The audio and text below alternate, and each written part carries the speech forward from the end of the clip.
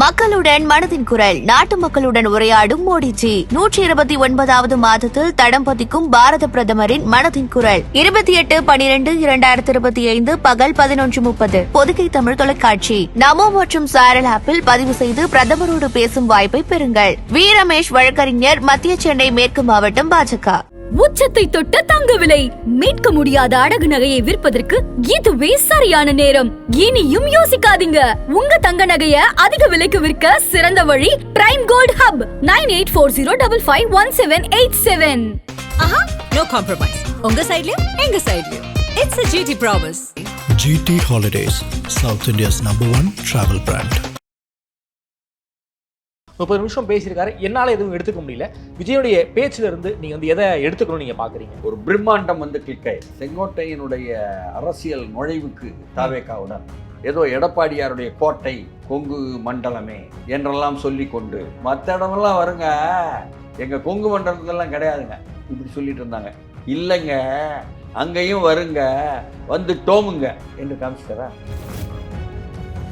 அதிக நேரம் பேசலன்னு சொன்னாங்களே. இன்னும் 33 நிமிஷம் பேசியிருக்காரு. பேசியது என்பது அடுத்த பிரம்மாண்டம். அந்த லென்த்தை பொறுத்த வரைக்கும் பிரம்மாண்டங்கிறீங்க சார். அதுல இருந்து டேக்அவேவா நம்மளால ஒண்ணுமே எடுத்துக்க முடியலைங்கிற ஒரு பார்வை எடுத்துக்க முடியல. அவரு சவால் தானே விட்டாரு. என் கேரக்டரையே புரிஞ்சுக்க மாட்டேங்கிறீங்க. வசனத்திற்கு வசனத்தால் பதில் என்பது போல நீங்களும் சரி, ஒன்றிய அரசை ஆள்பவர்களும் சரி, என் கேரக்டரையே புரிஞ்சுக்க. இதுதான் பிரம்மாண்டம்ங்கிறது. அடி. விஜய் கொங்கு மண்டலத்துல கால் பதிச்சுட்டாரு. யாருக்கு சார் சிக்கல்? திமுகவுக்கு சிக்கலா இல்ல அதிமுகவுக்கு சிக்கலா? செங்கோட்டையினுடைய விருப்பம் என்ன? எடப்பாடியார வீழ்த்தணும், அவ்வளவுதான். செங்கோட்டையின் சட்டைப்பைக்குள்ள இருந்த ஜெயலலிதாவை வெளியே எடுத்து அதையும் ஒரு வாளாக காமிச்சிட்டாரு பார்த்தீங்களா? தீய சக்தி திமுகன்னு சொல்லி. அது மட்டும் இல்லாம செங்கோட்டையினால் அப்படியே செங்கோல் வாங்கிட்டாரு. இதெல்லாம் எம்ஜிஆர் செய்யற வேலை, எல்லாம் ஜெயலலிதா செய்யறது அதே பாணி. தமிழ்நாடு எங்கும் அவருடைய ரசிகர்கள், அரசியல் மயப்படுத்தப்பட்ட ரசிகர்கள். அரசியல் மயப்படுத்தப்பட்ட ரசிகர்களா? எனக்கு அந்த கேள்வி வந்து பெரிய. அரசியல்னா என்ன? திமுக தீய சக்தி என்பதை மட்டும்தானே அரசியலில் எம்ஜிஆர் கொடுத்த தாரக மந்திரம். ஆமா, அதுதானே ஜெயலலிதாவும் முன்வைத்த தாரக மந்திரம். ஆமா, அதைத்தானே வைத்து எடப்பாடியார் அரசியல் செய்கிறார். ஆமா, அந்த மந்திரத்தை கையில் எடுத்துட்டா. களத்துல திமுக தான் ஆளுங்கட்சியா இருக்காங்க, அவங்கள தான் நாங்க வந்து எதிர்ப்போம். களத்திலேயே இல்லாத நபர்களை எல்லாம் நாங்க எதிர்க்க மாட்டோம். இந்த களத்துல இல்லாத நபர்கள்னு யாரை சொல்றாரு? அதிமுகவை சொல்றாரா, நாம் தமிழரை சொல்றாரா? எம்ஜிஆர், அண்ணா இவங்க 2 பேருமே தமிழ்நாட்டின் பொது தலைவர்கள். இவங்க நாங்க நிச்சயமா யூஸ் பண்ணுவோம். நாங்க யூஸ் பண்றதை பார்த்து நீங்க ஏன் புலம்புறீங்க, அழுவுறீங்கன்னு ஒரு கேள்வி கேட்டிருக்காரு. யாருக்கும் சொந்தம் அல்ல. அண்ணாவும் எம்ஜிஆரும் தமிழ்நாட்டுக்கே சொந்தமானவர்கள் என்றதை சொல்றேன். சரி, உண்மைதானே? எங்களுக்கு கட்டமைப்புள்ள ஒரே எதிரி அதிமுகங்கிறாங்க. விஜயை வந்து அவங்க ஒரு பொருட்டாவே பார்க்கலையே சார் திமுக காரவங்க. அதாவது திமுக காரர்கள் என்ன பார்க்கிறார்கள், என்ன பார்க்கவில்லை என்று நீங்க கேள்விப்படுவது ஒரு பக்கம் இருக்கட்டும். திமுக தலைமை வந்து ஆடி போயிருக்கிறது என்று நான் கேள்விப்படுவது வேற ஒரு பக்கம். இளைஞர்கள் கூட்டம் விஜய்க்கு மட்டும் இல்ல, எங்க கிட்டே இருக்குன்னு சொல்றாங்க. அவங்க வடக்கு மண்டலத்துல மட்டும் 1.30 லட்சம் பேரு. அதாவது சில லட்சங்களைத்தான் திமுக சொல்ல முடிகிறது. ஆனால் கோடி வரை எட்டுகிறது விஜயினுடைய வருகை. அனைத்து சமூகத்தைச் சேர்ந்த இளைஞர்களும் வந்தாங்க அங்க விசாரிச்சதான். அப்ப சாதி வேறுபாடு இல்லாமல் விஜய்க்கு கூடியிருக்காங்க. ஆதனையர்களுக்கு அன்பு வணக்கம். இன்று நம்மோடு மூத்த பத்திரிகையாளர், அரசியல் விமர்சகர் திருமிகு TSS மணி அவர்கள். வணக்கம் மணி சார். வணக்கம். ஈரோடுல விஜய் அவர்கள் பேசியிருக்காரு, விஜயமங்கலத்துல பேசியிருக்காரு. ஒரு 31 நிமிஷங்களுக்கு பேசியிருக்காரு. செங்கோட்டையின் ஆர்கனைஸ் பண்ண கூட்டம், ஒரு மிகப்பெரிய ஒரு கூட்டம். விஜயனுடைய பேச்சில் இருந்து நாம் என்னத்தை எடுத்துக்கணும்னு நினைக்கிறீங்க? குறிப்பாக ஒரு 30 நிமிஷம் பேசியிருக்காரு. ஒரு திமுக மிக கடுமையாக எதிர்த்திருக்காரு, மக்கள் பிரச்சனையை பேசியிருக்காரு, இல்லை பாஜக எதிர்த்திருக்காரு. அப்படிங்கிற என்னால் வந்து எந்த ஒரு முன்முடிவுக்குமே வர முடியல. 30 நிமிஷம் பேசியிருக்காரு, என்னால் எதுவும் எடுத்துக்க முடியல. விஜயுடைய பேச்சில் இருந்து நீங்கள் வந்து எதை எடுத்துக்கணும்னு நீங்கள் பார்க்குறீங்க? இல்லை, ஒரு பிரம்மாண்டம் வந்து கிளிக் ஆயிடுச்சு. ஓகே. அப்போ செங்கோட்டையினுடைய அரசியல் நுழைவுக்கு தாவேகாவுடன், அதுவும் ஏதோ எடப்பாடியாருடைய கோட்டை கொங்கு மண்டலமே என்றெல்லாம் சொல்லி கொண்டு இருக்கக்கூடிய நேரத்தில் பார் நான் யாருன்னு நிரூபிக்கிறேங்கிற மாதிரி செங்கோட்டையின் இறங்கிய இறக்கம் இருக்குல்ல, அதில் வந்து ஒரு பிரம்மாண்டம் என்பதை வந்து அவர் வந்து இரவெல்லாம் நேற்று லைட் போட்டு என்ன அப்படியே சுற்றுப்புற உள்ள மக்கள், நம்ம ஊரில் திருவிழாக்கள் நடந்தாலோ அல்லது வந்து எந்த ஒரு பெரிய விளக்குகள்லாம் போட்ட நிகழ்ச்சி நடந்தாலும் வந்து பார்ப்பாங்க. ஒரு பொருட்காட்சி போட்டா மக்கள் வந்து பார்ப்பாங்க. ஆமாம், அப்படி வந்து நூற்றுக்கணக்கான பேரை நேற்றிலிருந்தே, முந்தைய நாளிலிருந்தே, இரவிலிருந்தே பார்க்க வச்சு என்ன, அதற்கு பிறகு இன்றைக்கு அவர்களுடைய தொண்டர்களையும் காலையில் 8 மணி 9 மணியிலிருந்து அணி திரண்டு வருவதற்கான ஒரு சூழலை ஏற்படுத்தியது என்பது உள்ளபடியே முதல் பிரம்மாண்டம். ஓகே. அடுத்து விஜய் வந்து இறங்கினார், அடுத்த பிரம்மாண்டம். அடுத்து விஜயினுடைய உரை, அதிக நேரம் பேசலைன்னு சொன்னாங்களே, அதற்கு ஒரு 31 33 நிமிஷம் பேசியது என்பது அடுத்த பிரம்மாண்டம். சார் அது உரை பிரம்மாண்டம், அந்த லென்த்தை பொறுத்த வரைக்கும் பிரம்மாண்டம்ங்கிறீங்க சார். அதுல இருந்து டேக்அவேவா நம்மளால ஒண்ணுமே எடுத்துக்க முடியலைங்கிற ஒரு பார்வை எடுத்துக்க முடியல. திராவிட முன்னேற்ற கழகத்தை அசைக்கவும் முடியாது, ஆட்டவும் முடியாது என்று சொல்லி கொண்டிருந்த, எந்த கும்பனாலும் முடியாது என்று சொல்லி கொண்டிருக்கக்கூடிய என்ன தமிழ்நாட்டினுடைய முதல்வரும், இன்னமும் சொல்ல போனால் திராவிட முன்னேற்ற கழக தலைவரும் ஆனால் என்ன தளபதி முத்துவேல் கருணாநிதி ஸ்டாலின் அப்படி உள்ளவருக்கு ஒரு சவால் விடுவதற்கு இல்லை, அந்த சவால் விடுவது என்பதில் ஒரு பிரம்மாண்டம். என்ன சார் சவால் விட்டுருக்காரு? அதாவது நீங்கள் வந்து அவர் சவால் தானே விட்டார், என் கேரக்டரையே புரிஞ்சுக்க மாட்டேங்கிறீங்க. உடனே நீங்கள் சத்யராஜ் படத்தினுடைய வசனம், சத்யராஜ் திமுக ஆதரவு, சத்யராஜ் மகள் திமுகவில் இறங்கிட்டாங்க, அதனால அவர் எடுத்து பயன்படுத்தினார் வசனத்தை நினைக்கூடாது. வசனத்திற்கு வசனத்தால் பதில் என்பது போல நீங்களும் சரி, ஒன்றிய அரசை ஆள்பவர்களும் சரி, ஏன் கேரக்டரையே புரிஞ்சுக்க முடியல சொல்லிட்டாரா? இதுதான் பிரம்மாண்டம்ங்கிறது. அடி அப்படியே தொண்டர்கள்லாம் வந்து கொதித்து எழுந்து, என்ன தமிழ்நாடெங்கும் கொதித்து எழுவது மட்டுமில்லை, மேற்கு மண்டலத்தில் எங்கே எடப்பாடியாருக்குத்தான் செல்வாக்கு என்று சொல்லப்படுகிறதோ அந்த மேற்கு மண்டலத்தில் எங்கே செந்தில் பாலாஜி அதிலும் கூட இறங்கி அடிச்சிட்டாரு, என்ன மக்களவை தேர்தல் முழுக்க, உள்ளாட்சி தேர்தல் முழுக்க என்று நிரூபிக்கப்பட்டதோ அந்த கொங்கு மண்டலத்தில் என்ன இப்பொழுது வந்து ஒரு பிரம்மாண்டத்தின் மூலமாக ஒரு அம்பை வீசுவதில், அந்த திரையெல்லாம் கிழிச்சு எறிவதில் பிரம்மாண்ட திரை கிழித்தது யார்? எடப்பாடியாரா, செந்தில் பாலாஜியா, செங்கோட்டையனா? செங்கோட்டையன் தானே விஜய் என்ற அம்பின் மூலம் பிரம்மாண்டத்தை கிழிச்சிட்டாரு. அதனால பிரம்மாண்டம் என்பது வந்து நடந்துருச்சு. ஓகே, இதுதான் நடந்து முடிந்த கதை. இதில் நீங்கள் என்ன எதிர்பார்க்குறீங்க? அதற்கு மேலே வந்துட்டாங்க, அனைத்து சமூகத்தை சேர்ந்த இளைஞர்களும் வந்தாங்கங்க, அங்கே விசாரிச்சதான். ஓகே, எல்லா சமூகத்தை சேர்ந்தவங்களும் இருக்காங்கங்க அப்படிங்காங்க. அப்போ சாதி வேறுபாடு இல்லாமல் விஜய்க்கு கூடியிருக்காங்க. அது மீண்டும் நிறுவனம். மற்ற இடமெல்லாம் வருங்க, எங்கள் கொங்கு மண்டலத்துலலாம் கிடையாதுங்க இப்படி சொல்லிட்டு இருந்தாங்க ஏனுங்க போடுறவங்க. இல்லைங்க, அங்கேயும் வருங்க, வந்து டோமுங்க என்று காமிச்சிட்டாரா? அதுதான் அந்த பிரேக் த்ரூங்க. ஓகே, அதுதான் நடந்திருக்கிறது. ஓகே சார், விஜய் கொங்கு மண்டலத்தில் கால் பதிச்சிட்டாரு. யாருக்கு சார் சிக்கல்? திமுகவுக்கு சிக்கலா இல்லை அதிமுகவுக்கு சிக்கலா? உங்களுடைய பாணியில் சொல்ல வேண்டும் என்றால் செங்கோட்டையின் மூலமாக எடப்பாடியாருக்கு சிக்கலா இல்லை செந்தில் பாலாஜிக்கு சிக்கலா? செங்கோட்டையினுடைய விருப்பம் என்ன? எடப்பாடியாரை வீழ்த்தணும், எடப்பாடியாரை காலி பண்ணணும், அவ்வளவுதான். ஆமா இல்லையா? அவருடைய விருப்பம் வந்து நீங்க பெரிய அளவுக்கெல்லாம் எதிர்பார்க்கக்கூடாது. அவருக்கு உடனடி அஜெண்டா எடப்பாடியார் 26 தேர்தலில் எடப்பாடியார் வீழ்த்தணும். டிடிவி தினகரன் நான் வீழ்த்தி விட்டேன் பார் 2021 என்ன, நாங்கள் போட்டியிட்டதனால் மட்டுமே அதிமுக, எடப்பாடியார் தலைமையிலான அதிமுக ஆட்சி அமைக்க விடாமல் தடுத்தோம் அப்படின்னே டிடிவி சொன்னார். ஆமாம், பகிரங்கமாவே. எஸ். இப்பவும் கூட பாமக கூட்டிய சாதி வாரி கணக்கெடுப்புக்கும் டிடிவி அனுப்புகிறார் ஆட்களை. திராவிட முன்னேற்ற கழகத்துடனும் டிடிவி போகலாம் அப்படின்னு அங்கேயும் ஒரு ஜெயலலிதா கொண்டு போகிறார். ஜெயலலிதாவை எல்லோரும் கையில் எடுப்பது என்பது போல அப்படியே கையில் விஜய் எடுத்துட்டார். இவர் சட்டைப்பைக்குள் இருந்த ஜெயலலிதாவை, செங்கோட்டையின் சட்டைப்பைக்குள் இருந்த ஜெயலலிதாவை வெளியே எடுத்து அதையும் ஒரு வாளாக காமிச்சிட்டார். பார்த்தீங்களா? தீய சக்தி திமுகன்னு சொல்லிட்டார். அது மட்டும் இல்லாமல் செங்கோட்டையினால் அப்படியே செங்கோல் வாங்கிட்டார். இதெல்லாம் எம்ஜிஆர் செய்கிற வேலை, எல்லாம் ஜெயலலிதா செய்கிறது அதே பாணி. போதுமா? அந்த பாணி வந்து விஜய்க்கு கை கொடுக்குமா சார்?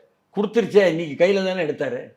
அப்போ நிச்சயமாக இதனுடைய விளைவெல்லாம் தமிழ்நாடு எங்கும் அவருடைய ரசிகர்கள், அரசியல் மயப்படுத்தப்பட்ட ரசிகர்கள், இதே போல வசனங்களை எதிர்பார்க்கும் ரசிகர்கள், திமுகவை எதிர்த்து கடுமையாக பேச வேண்டும் என்று எதிர்பார்க்கும் ரசிகர்கள், அவருடைய வரக்கூடிய திரைப்படத்திற்கும் அந்த அளவுக்கு 1க்கு 4 முறை பார்த்து குவியுமா இல்லையா வசூல்? ஜனநாயகன் வசூல் எங்கேயோ போகுங்கிறீங்க. ஆமா சார் நீங்க சொன்னதுல எனக்கு ஒரு சின்ன மாற்று கருத்து. அரசியல் மயப்படுத்தப்பட்ட ரசிகர்களா? எனக்கு அந்த கேள்வி வந்து பெரிய அரசியல்னா என்ன?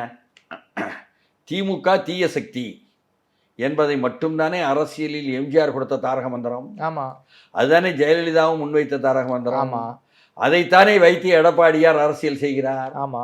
அந்த மந்திரத்தை கையில் எடுத்துட்டா ஸோ அதிமுகவோட இடத்த நான் ரீப்ளேஸ் பண்ண போறேன்னு சிம்பாலிக்கா விஜய் சொல்றாரா? எப்படி நீங்க எடுத்துக்கிட்டாலும் சரி, சரி, திமுகவை வீழ்த்துவதற்கு திமுகவா தவேகாவா என்று அவர் சொல்லிக் கொண்டே இருந்தார்ல, அதை கொங்கு மண்டலத்துக்கு உள்ளேயும் போய் நிரூபித்து என்ன நாங்கள் வந்து சவால் விடுகிறோம் பார் என்று திராவிட முன்னேற்ற கழகத்தினுடைய ஆட்சியாளர்களுக்கு சவால் விட்டிருக்கிறார், கூர்மையாக விட்டிருக்கிறார். ஒரு கதாநாயகனை போல, எம்ஜிஆர் போல என்ன அப்படியே வந்து வாள் எடுத்து வீசலையே தவிர வாள் எடுத்து வீசுவது போல சொல் வாள்களால் ஓகே வீசிட்டார். சார் திமுக காரங்க என்ன சொல்றாங்கன்னா, விஜய் வந்து எங்களை எதிரின்னு சொல்லலாம், எங்களுக்கு எதிரி அதிமுக தான். விஜய் வந்து களத்திலேயே இல்லை, அவருக்கு என்ன கட்டமைப்பு இருக்கு? அதிமுக திமுக அளவுக்கு விஜய்க்கு இருக்கிற கட்டமைப்பை விட விஜய்க்கு என்ன கட்டமைப்பு இருக்கு? எங்களுக்கு கட்டமைப்புள்ள ஒரே எதிரி அதிமுகங்கிறாங்க. விஜயை வந்து அவங்க ஒரு பொருட்டாவே பார்க்கலையே சார் திமுக காரவங்க. அதாவது திமுக காரர்கள் என்ன பார்க்கிறார்கள் என்ன பார்க்கவில்லை என்று நீங்க கேள்விப்படுவது ஒரு பக்கம் இருக்கட்டும். திமுக தலைமை வந்து ஆடி போயிருக்கிறது என்று நான் கேள்விப்படுவது வேற ஒரு பக்கம். அப்படின்னா சார் விஜயை பார்த்து ஆடி போயிருக்காங்க. ஏங்க கொளத்தூர்ல நிறுத்த போகிறேன் அப்படின்னு அவர் சொல்லும் பொழுது, ஆஹா பாலே வந்து என்ன அப்படியே பழம் நழுவி பாலில் விழுவது போல பால் ஆஜி நின்றுவாரோ, அங்கே வந்து அந்த பெரிய அளவுக்கு உள்ள அந்த ஆம்னி பஸ் ஆப்ரேட்டர் நின்னாச்சுன்னா என்ன ஆகும்? கொளத்தூரை விட்டே இடம் மாற்றம் செய்வோமா? வெறும் 2000 வாக்குகள்ல என்ன சில ஆயிரம் வாக்குகள்ல சைதை துரைசாமியிடம் என்ன வெற்றி அடைந்த 2015 வெற்றி அடைந்த மு.க. ஸ்டாலினுடைய வெற்றி, கொளத்தூர் வெற்றி, உயர்நீதிமன்றத்துக்கு சென்று அப்புறம் உச்சநீதிமன்றம் போய் உச்சநீதிமன்றத்தில் இப்பொழுது உள்ள நிலைமை என்ன? அவங்க மகேஸ்வரி நீதியரசர் என்ன சொல்லியிருக்காங்க? இந்த பாருங்க, தள்ளி போட சொல்றீங்க கபில் சிபில் அவர்களே.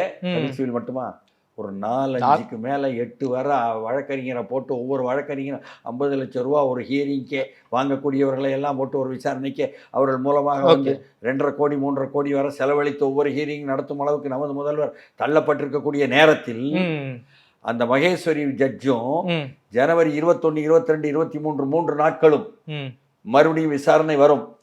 அப்பொழுது நீங்கள் இந்த மாபெரும் வழக்கறிஞர்கள் மீண்டும் தள்ளி போடும்படி கேட்கக்கூடாது. அந்த மாலையில் 2 to 4 அந்த நேரத்தில் முறையாக அந்த விசாரணையை நடத்த வேண்டும் என்று சொல்லும் அளவுக்கு உள்ளே ஏதோ இருக்கிறது, அந்த வழக்கில் ஏதோ இருக்கிறது என்ற ஆவணங்களை பற்றியும் விஜய் கேள்விப்படாமல் இருக்கிறாரா? எல்லாம் கேள்விப்பட்டிருக்காரு. அது மட்டுமல்ல, உயர் நீதிமன்றத்தில் அதே வழக்கு வரும் பொழுது மு.க. ஸ்டாலினுக்கு ஆதரவாக அந்த வழக்கினுடைய தீர்ப்பு எழுதப்பட்டதே தவிர 200-300 பக்கம் எழுதியிருக்கக்கூடிய அந்த தீர்ப்புல வேணுகோபால் எழுதியதுல முழுக்க முழுக்க பல்வேறு ஆதாரங்களை சுட்டி காட்டி இருக்கிறது. வெற்றி பெற்ற வேட்பாளருக்கு எதிராக ஒரு பிரபல ஏட்டினுடைய பிரபல பெண்களுக்கான மகளிருக்கான ஏட்டுல அந்நியார் கொடுத்த பேட்டியிலேயே ஏதோ எங்களுக்கு ஆதரவாக வேலை செய்தவர்களுக்கு நாங்கள் ஆட்சிக்கு வந்தவுடன் வேலை போட்டு கொடுத்து விட்டோம் அரசில் என்று சொன்னதையெல்லாம் கூட எடுத்து சொல்லி இருக்கிறார்கள் என்றெல்லாம் கேள்விப்படுறோம். நமக்கு தெரியல. அதனால இத்தனை அளவுக்கு இருக்கக்கூடிய ஒரு நிலையில் கொளத்தூரை விட்டே மாற்றி சேப்பாக்கம் போன்ற சிறிய தொகுதியில் நின்று கொள்ளலாமா? அதன் மூலம் தமிழ்நாடுக்கும் சுற்றி பரப்புரை செய்வதற்கு ஏதுவாக இருக்குமா?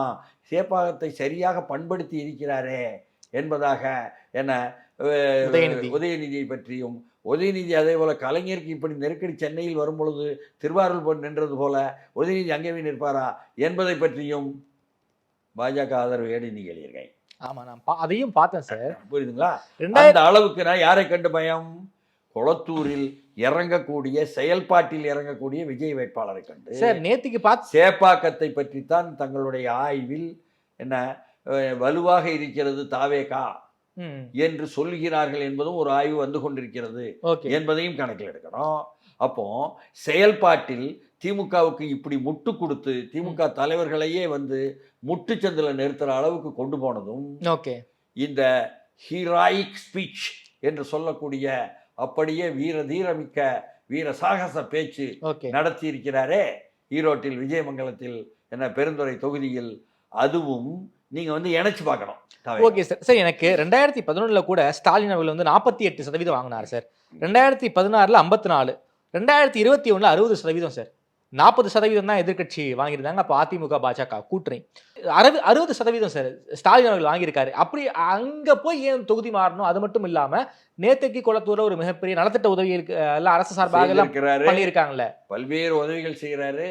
அங்க வந்து மிக ஆழமாக மக்களுக்காக பல்வேறு நலத்திட்டங்கள் வேலைகள் என்ன முக ஸ்டாலின் செய்திருக்கிறாரு, மறுக்கவே முடியாது. ஆனால் சாலைகளை தோண்டுகிறேன் 4.5 ஆண்டா தோண்டி போட்டதையெல்லாம் இப்போதான் சாலை, பெரிய சாலைகள், முக்கிய சாலைகளை நிரப்பி இருக்கிறார்களே தவிர இந்த மழையிலும் தெருக்களுக்குள் போகக்கூடிய ஒவ்வொரு வீடுகளுக்கு போகக்கூடிய தெருக்கள்ல இன்னமும் தேங்கி நிற்கும் அளவுக்கு இருக்கிறதே என்று அங்குள்ள மக்கள் வருத்தப்படுறாங்க என்ற செய்தியும் வருது.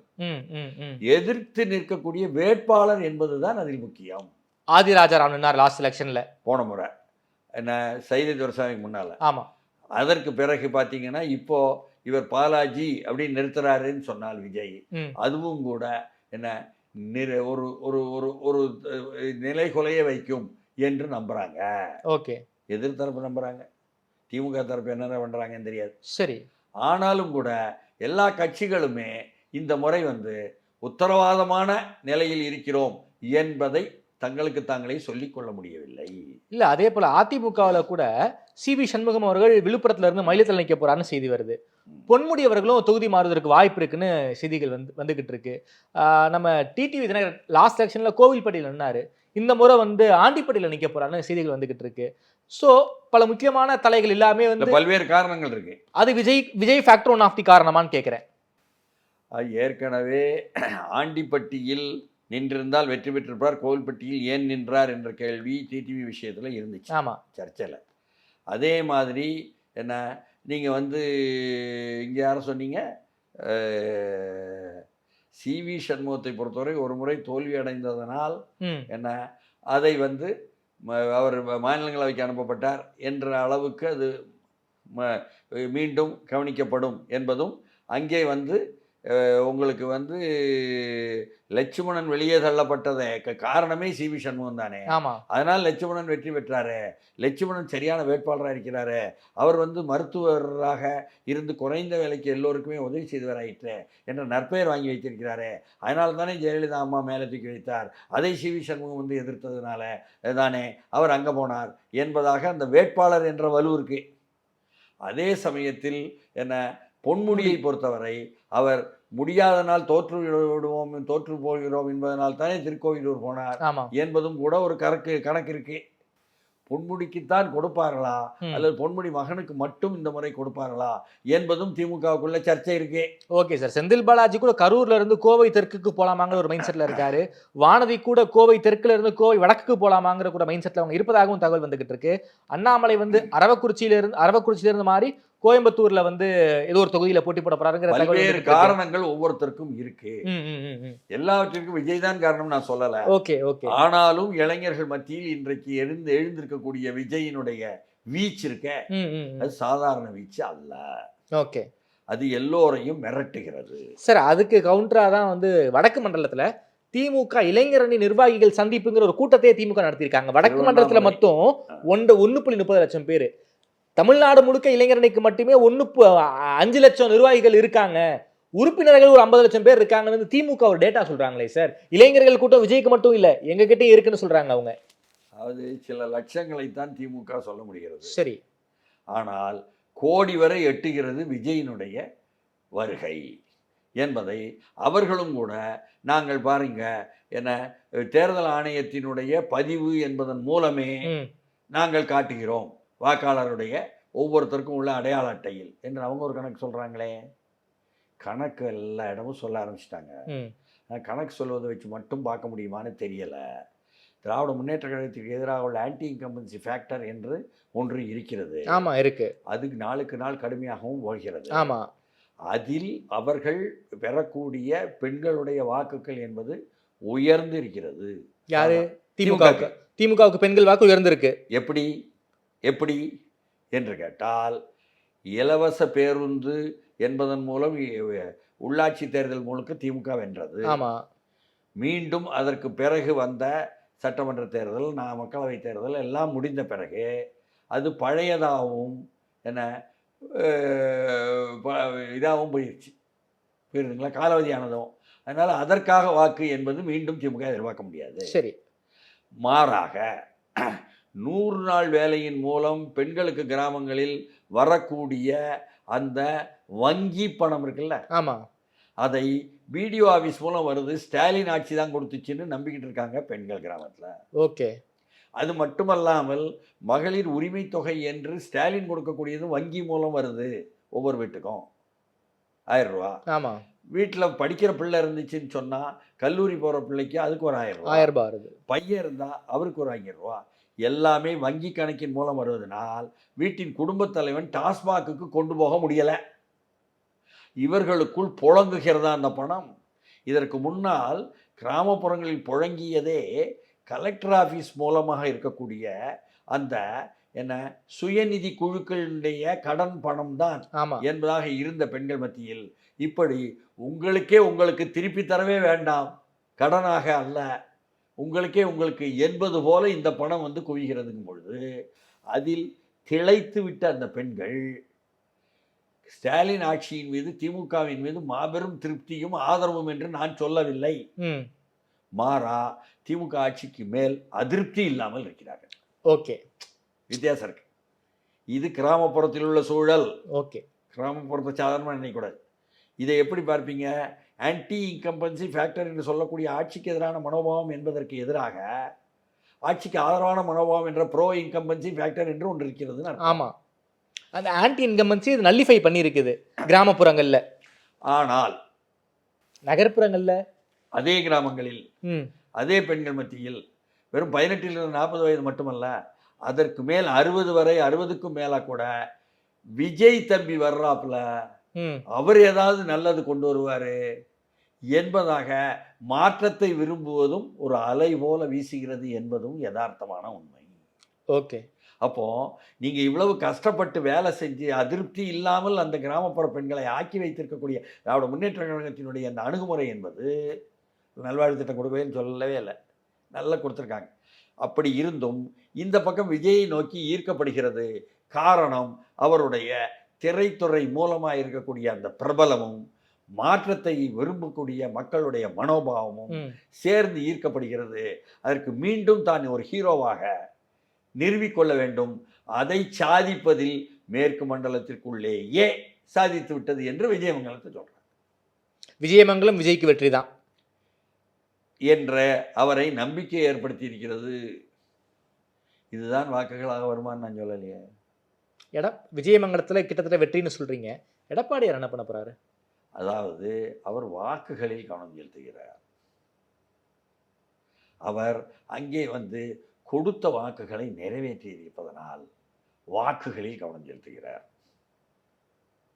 விஜய் இப்பொழுது முதல் கட்டத்தில் பிரபலத்தில் கவனம் செலுத்தி விட்டார். Image building.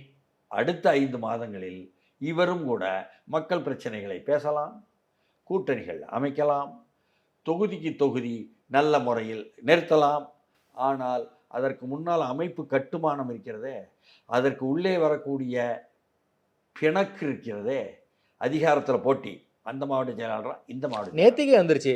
புஷி ஆனந்துக்கு மாலை போகிறதில்ல 2 மாவட்ட செயலாளர்களுக்கும் பார்த்துருப்பீங்கன்னு நினைக்கிறேன். ஒரு பெரிய கடல் போல அலை போல பெரிய அளவுக்கு வரக்கூடிய ஒரு கட்சியில் அதெல்லாம் வரும். ஆமாம், ஆனால் கடைசியாக வேலை செய்வாங்க. ஏன்னா ஆனால் இப்படி வந்திருக்கக்கூடிய ஒரு சூழலை எப்படி சமாளிக்க போகிறார்? அதில் இடையில் புகுந்து திராவிட முன்னேற்ற கழகத்தினுடைய அணுகுமுறை இருக்குதே, எதிராளியை உடைத்து விடு, அதன் மூலம் உனக்கு வழியை உருவாக்கு என்ற திமுகவினுடைய அணுகுமுறை கடைசி கிராமம் வரை எட்டும். அதை எப்படி எதிர்கொள்ளப் போகிறார் என்பது சவாலானி. எப்படி சார் அந்த தடைகளை உடைக்க போறாங்க திமுக? தடைகளை உடைத்து எப்படி ஒரு புதிய வழியை வந்து மேற்கு மண்டலங்களை உருவாக்குறதுக்கு வாய்ப்பு இருக்கா திமுகவுக்கு? செந்தில் பாலாஜிக்கு ஒரு நபர் இருக்காரு, அவர் நம்பிதான் வந்து கொங்கு மண்டலத்தை வந்து கொடுத்துருக்காங்க. என்ன பிளான் வச்சிருக்காரு செந்தில் பாலாஜி? அவருக்கு என்னென்ன பிளான் வச்சிருக்காருன்னு நேற்று பிளான் நேற்று தான் தெரியும், நாளை பிளான் நாளை தான் தெரியும். ஏன்னா தேர்தல் நேரத்திலேயே ஒரு ஜகஜால கில்லாடி போல வேலை செய்யக்கூடியவர் செந்தில் பாலாஜி. பணம் கொடுப்பதை தடுக்கிறாயா? ஒன்றிய அரசினுடைய நெருக்கத்தில் அந்த தேர்தல் ஆணையம் ஈரோடு கிழக்கில் உள்ளேயே பணத்தை உருவாக்கி உள்ளேயே சுழற்றுவேன் என்ற நிரூபணத்தை கூட அங்கே இருக்கக்கூடிய டாஸ்மாக் கடைகளில் ஒவ்வொரு நாளும் வரக்கூடிய வசூல்களையே அங்கே எடுத்து சுற்றுக்கு விட்டுவிட்டு மறுநாள் காலையில் டாஸ்மாக் கடைகளுடைய மேனேஜர்கள் மூலமாக அதே பணத்தை வெளியே ஈரோடு மேற்கில் கொண்டு போய் கொடுத்து வங்கியில் கட்டச் சொல்லும் அளவுக்கு செய்தார் என்று நான் சொல்லலை, டி ஜெயக்குமார் தேர்தல் ஆணையத்திலும் ஊடக சந்திப்பிலையும் சொன்னார். அது ஈரோடு கிழக்கு சார், ஒரே ஒரு தொகுதிக்கான இடைத்தேர்தல் நடக்க போறது, சட்டமன்ற தேர்தல் எல்லா தொகுதிகளுக்கும் நடக்க போகுது. அங்க என்ன பண்ண போறாங்க? நடந்து முடிந்தது மக்களவை தேர்தல், நடந்து முடிந்தது உள்ளாட்சி தேர்தல். ஆமா, அப்பொழுது இதே செந்தில் பாலாஜி புதிய புதிய வகையில செய்தாரா? அதனால புதிய புதிய வகையில் செய்வார் என்ற எதிர்பார்ப்பிலும் திமுக இருக்காங்க. ஓகே, எப்படியும் சாதிப்பார்கள், பணத்தை வைத்து சாதிப்பார்கள், அதை கீழே வரை கொண்டு போவதில் சாதிப்பார்கள் என்பதில் அவர்கள் இருக்கிறார்கள். ஓகே, அதையும் தாண்டி பொல்லானுக்கு இதே ஈரோட்டில் மணிமண்டபம் முதல்ல அறிவிச்சாச்சு, அதுக்கு பிறகு சிலையும் திறந்தாச்சு. இதுவே அருந்ததியர் மக்கள் மத்தியில் உள்ள வாக்கு, ஜெயலலிதாவுக்கும் எம்ஜிஆருக்கும் போன அந்த வாக்கு, என்ன விஜய்க்கும் வரும் என்று எதிர்பார்க்கும் அந்த வாக்கு பெரிய அளவுக்கு திமுகவில் ஈர்க்கப்பட்டிருக்கிறது என்பது கூட அவர்களுக்கு மூலம். ஓகே, இப்படியாக உள்ள போட்டியில் வந்து நிற்குது. யார் இந்த போட்டியில முந்துவா சார்? இப்போ அதிமுகவை விட திமுகவை எதிர்ப்பதில், ஆளுங்கட்சியை எதிர்ப்பதில் விஜய் முன்னே செஞ்சிட்டார் ரேஸ்ல என்று அவருடைய உரையாடல்கள், உரை நிகழ்வு, என்ன சொல்லாடல்கள் ஒரு தீவிரத்தன்மையை காட்டியிருக்கிறது. ஓகே சார், அடுத்து இதே கொங்கு மண்டலத்துல டிசம்பர் இறுதியில வந்து ஒரு மிகப்பெரிய ஒரு மாநாடு செந்தில் பாலாஜி நடத்த போறாரு. யாரு? செந்தில் பாலாஜி திமுக சார்பாக சரி. மகளிர் மாநாடு, கிட்டத்தட்ட ஒரு மகளிர் மாநாடுன்னு சொல்றாங்க. ஸோ கவுண்டர் கொடுத்துக்கிட்டே இருக்காங்க போல இருக்கு கூட்டத்தின் மூலமாக திமுக. இன்னும் 5 மாதமும் கவுண்டர் மாறி மாறி 2 பக்கமும் கொடுப்பாங்க. இது கொங்கு மண்டலத்துக்கு மட்டுமல்ல, ஒட்டுமொத்த தமிழ்நாடுக்கும், ஒட்டுமொத்த தமிழ்நாட்டிலும் ஒவ்வொரு பகுதிக்கும் ஏற்றாற்போல் நடக்கும். ஓகே, அப்படி நடக்கும் பொழுது இதுவரை என்ன கொங்கு மண்டலத்தில் உள்ளே நுழைந்து பல சொல்லாடல்களை தூக்கி எறியக்கூடிய விஜயினுடைய உரை என்பது அங்குள்ள மக்களுடைய அன்றாட பிரச்சனையையும் பேசலங்கிறாங்க, வாழ்வாதார பிரச்சனையையும் பேசினாரா என்ற கேள்வி ஒன்று எழுப்பியிருக்கிறார்கள். ஆமா, எழுப்புகிறது. அதற்கு பதில் நானும் தேடி பார்க்க எனக்கு கிடைக்கல.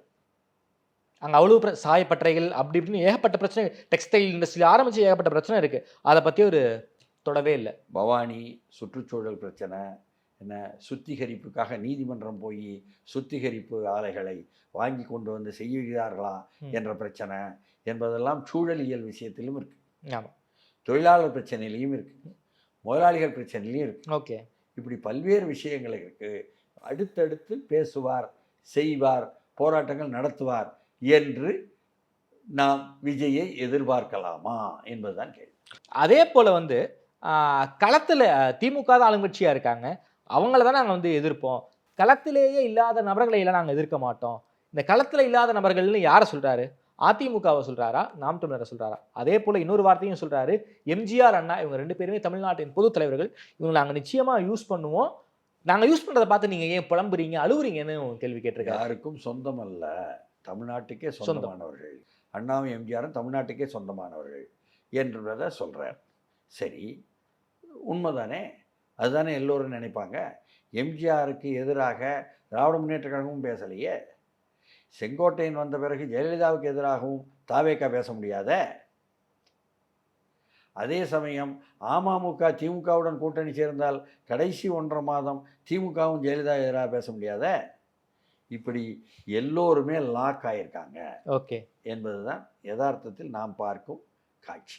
Okay sir. விஜய் வரக்கூடிய நாட்களில் விஜய் என்ன செய்யணும்? விஜய் தலைமையோட கூட்டணி உருவாகுமா? டிடிவி தினகரன் விஜய் தலைமையோட கூட்டணி உருவாகும்லாம் சொல்றாரு. எப்படி சார் அந்த கூட்டணி உருவாகும்? ஒரு சில பேர் வந்து என்ன சொல்றாங்கன்னா, விஜய் வந்து என்டிஏ கூட்டணி கூட இப்பயும் பேசிக்கிட்டு இருக்காரு, ஒரு கூட்டணி குழப்பத்தில் இருக்காருலாம் சொல்லிக்கிட்டு இருக்காங்க. விஜய் தலைமையோட கூட்டணி அமைய வாய்ப்பு இருக்கா? இல்லை நம்ம வந்து ஆர்வம் சொல்ல முடியாது. யார் கூடயும் சேரலாம். சரி. ஆனால் தொகுதி மக்கள் இருக்காங்கல்ல, ஆமா, அவர்கள் உறுதியாக நின்றால் திராவிட முன்னேற்ற கழகத்தினுடைய வேட்பாளரை தோற்கடிக்க வேண்டும் என்று வெற்றி பெற வாய்ப்புள்ள வேட்பாளர் யார் என்று தேடுவானா மாட்டானா? நிச்சயமா தேடுவாங்க.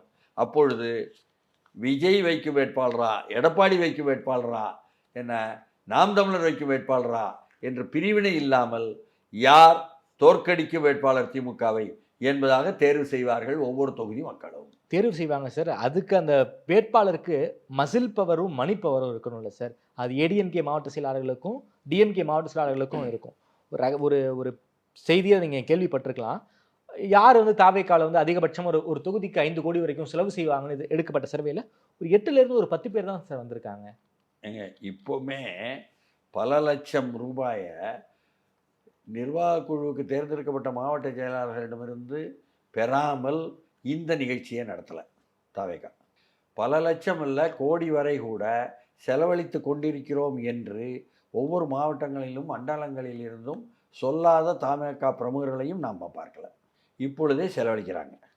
அப்பொழுது மேலும் அவர்களால் செலவு பண்ண முடியும் என்பதும், வெற்றி வாய்ப்பு இருக்குமானால் அவர்களுக்கு கொடுத்து உதவுவதற்கு பெரும் பணத்துவிங்கிலங்கள் தயாராக இருக்கிறார்கள் என்பதும் வெள்ளிடை மலையாக வெளியே வரப்போகிறது. ஓகே. அதனால் பணம் என்பது யாருக்குமே குறைவாக இருக்காது. எல்லா இடமும் அது கரை புரண்டு ஓடும் என்பதுதான் அடுத்த 5 மாதம்.